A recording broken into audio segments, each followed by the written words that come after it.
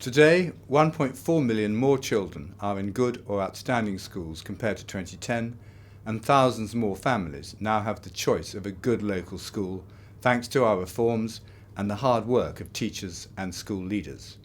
The government is committed to delivering education excellence everywhere. We want every child to attend a good school to get the best start in life and enable them to do their best regardless of their background. We believe that becoming an academy, most likely as part of a multi-academy trust, is the best way for schools to improve. The Academies programme is transforming education for thousands of pupils, helping to turn around struggling schools while offering our best schools the freedom to excel even further. We want all schools to have the opportunity to benefit from the freedoms of academy status and of joining a multi-academy trust in order to ensure there is educational excellence everywhere. At the start of this year, we had 5,500 open academies, including free schools, studio schools and UTCs. We want this trend to accelerate, and the Prime Minister has explained that we want every school in the country to have the opportunity of becoming an academy and to benefit from the freedoms this brings.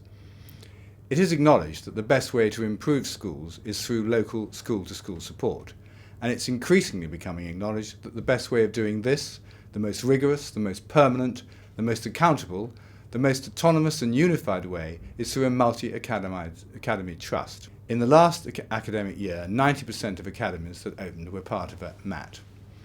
People who run MATs talk glowingly about the benefits. These include being in charge of one's own destiny, the ability to have a shared ethos and values, common school improvement and behaviour management strategies, and common assessment methodologies. They particularly mention career development opportunities and the ability to retain staff they know they would have lost when they were running only one school. Being part of a MAT enables them to move staff from school to school, employ subject-specific teachers in primary schools, deliver enhanced CPD and leadership development opportunities. Being part of a MAT also brings the ability to employ much higher calibre finance people who can reap substantial benefits from economies of scale, efficiencies and greater purchasing power. Our best MATs are identifying the best practice across their groups and then embedding this in all their schools on a consistent basis. All our MATs need to be doing this. Many of our MATs are at a very early stage of this as they have only recently come together, and that is why, through the RSCs, we have been running events where the more experienced MATs share their methodology with emerging players.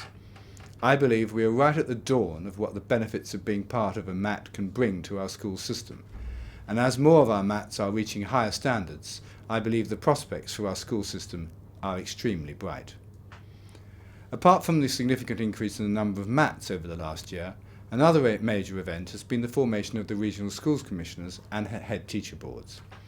Regional Schools Commissioners have been playing an increasingly important role in the educational landscape, and with the input of their Head Teacher Boards, the 8 Regional Schools Commissioners are bringing a level of local knowledge and expertise which we cannot hope to match in Whitehall. I have now had the opportunity of watching all these boards in operation and spending a great deal of time with all the RSCs, and I have to say I've been incredibly impressed with the professionalism, experience and judgment that they bring to the Academies programme. RSCs work hard to build sponsor capacity locally and tackle underperformance. The combination of MATs and RSCs is proof positive that we as a government absolutely believe in a school-led system, and under this structure I have great confidence in the future. We recognise that there is much more to do and are working hard to achieve this. We legislated immediately in this Parliament session to bring forward the Education and Adoption Bill. We're committed to ensuring that all children have the opportunity to attend a good or outstanding school. This bill, which is currently progressing through Parliament, sets out how we will deliver that commitment. There will be new powers for the Secretary of State for Education, allowing her to intervene to secure swift action in schools that are not providing children with a high-quality education or supporting them to meet their potential. Every failing school will become an academy. Coasting schools will also come under scrutiny and face possible intervention. RSCs will have discretion to make judgments about how to act. In schools where head teachers have the capacity to improve, that have a sufficient plan, and are working effectively with their governors to make progress, they should have the time to do so. Others may need some temporary help from an NLE or another school, but for others, becoming a sponsored academy may be the best solution.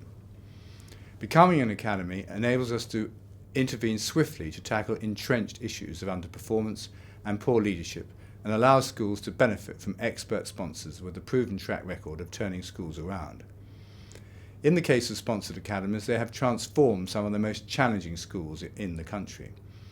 For instance, sponsored primary academies open for 2 years have improved their results on average by 10 percentage points since opening, double the rate of improvement in local authority maintained schools over the same period.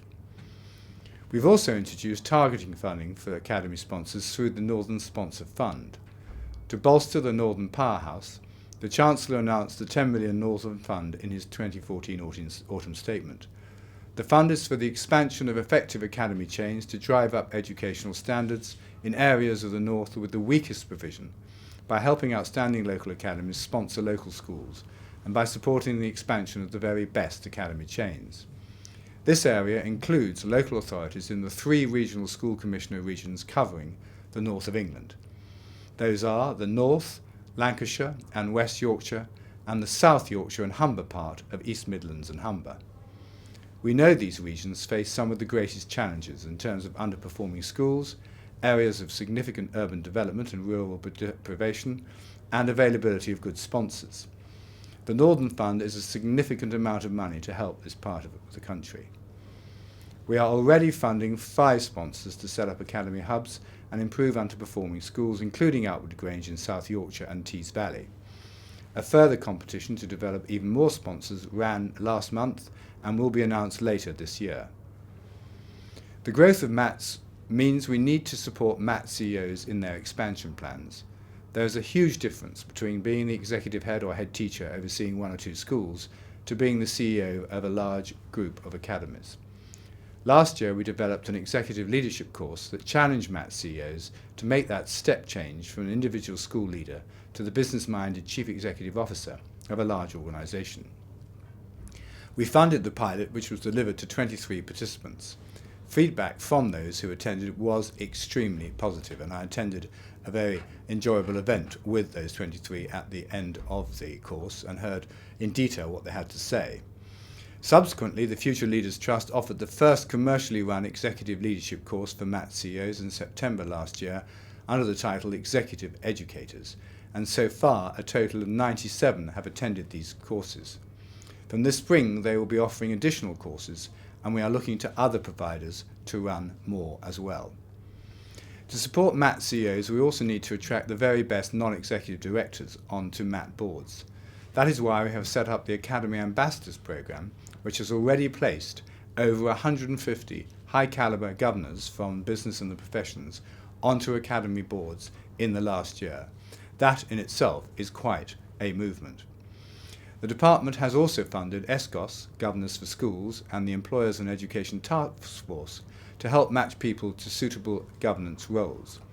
We focus governing bodies on the 3 core areas of the vision and ethos of the school, holding the head to account for the performance management of staff and the progression and attainment of pupils, and money.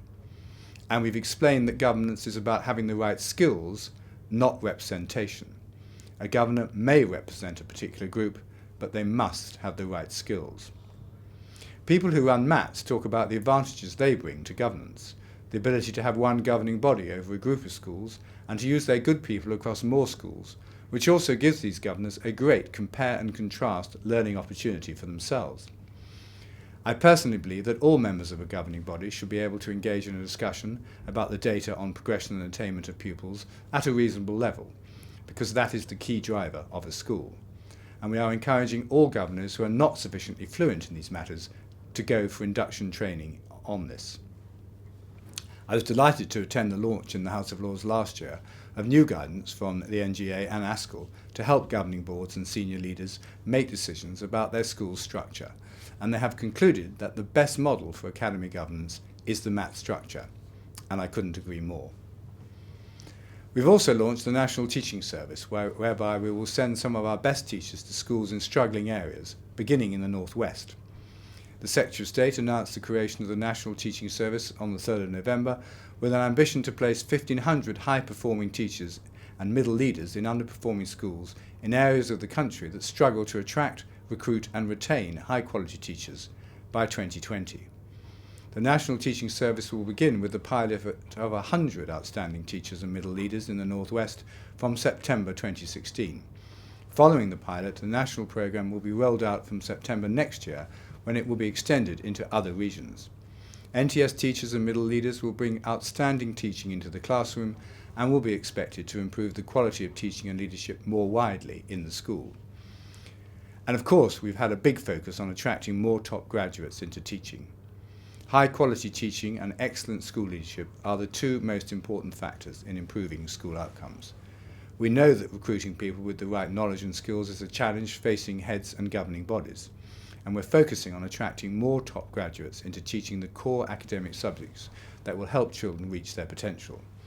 Higher bursaries and scholarships worth up to £30,000 in 2016-17 are available to trainees in those core subjects, and we have significantly expanded the School Direct Teacher Training route, which gives schools more opportunity to recruit and train their own high-quality teachers and future leaders. The proportion of trainee teachers entering the profession with a 2-1 or better has risen from 61% to 75% over the last 5 years. The Teach First programme takes some of our brightest and best graduates and places them in some of the deprived communities with the task of engaging and inspiring young people.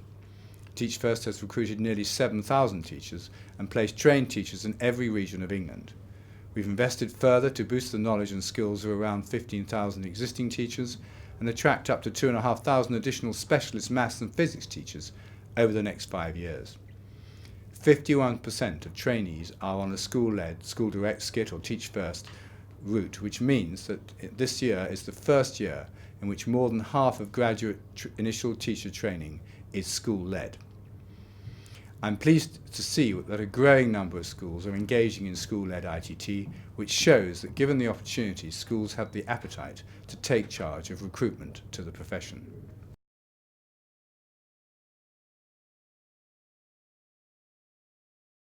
First and foremost, the government is incredibly grateful to the teachers and system leaders who are so central to our reforms. I've said before, and I'll say it again, that I have no doubt that the jobs you all do are the most important in this country, given how highly geared your success is to the future of our country as a whole. Our best sponsors and school leaders have high ambitions for all their pupils, a sense of pace, and always put the interests of children first. In the north of England, I know of many success stories, and I know that the additional challenges you face are being overcome as we move towards an educational system in which all children, regardless of their background, can thrive. The themes of this conference, celebration, ambition and inspiration, reflect the need to celebrate our mutual successes, the need to be ambitious, and the need to seek inspiration from what works. I hope that you will take inspiration from the excellent school leaders and educationists you will hear from today. Thank you for everything that you are doing.